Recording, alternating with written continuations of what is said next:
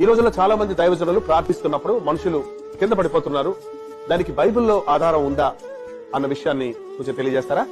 ఈ ప్రశ్న ఇప్పటికి దాదాపు 50 మంది అడిగారు నన్ను. దీనికి ఒక్కటే సింపుల్ ఆన్సర్ ఉంది. ఒకసారి పౌలు గారు మాట్లాడుతూ ఉంటే ఆ కిటికీలో కూర్చొని ఉన్నాడు ఐతుకు అని ఒకడు. వాడు కింద పడిపోయి చచ్చిపోయాడు. అప్పుడు పౌలు వెళ్ళి అతన్ని లేపాడు. అంటే అతడు పడిపోతే పౌలు లేపాడు, కానీ పడగొట్టి లేపలేదు కదా. ఎవడన్నా పడిపోతే వాడిని లేవనెత్తాడు.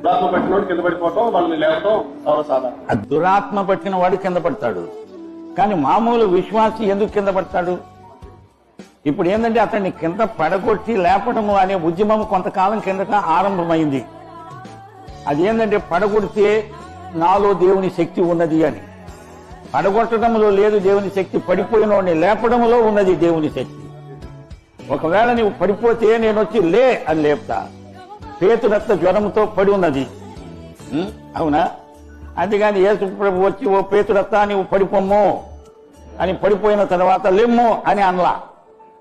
అంచేత ఆమె అప్పటికే పడిపోయింది. పడిపోతే ఆయన చేయిచ్చి లే అని అన్నారు, అంటే లేచి. బైబిల్ అంతటా కూడా యేసు ప్రభు పడిపోయిన వారిని లేపడానికి వచ్చినట్టే చెప్పబడింది. చచ్చినోళ్లను బ్రతికించడానికి వచ్చాడు, అంతేగాని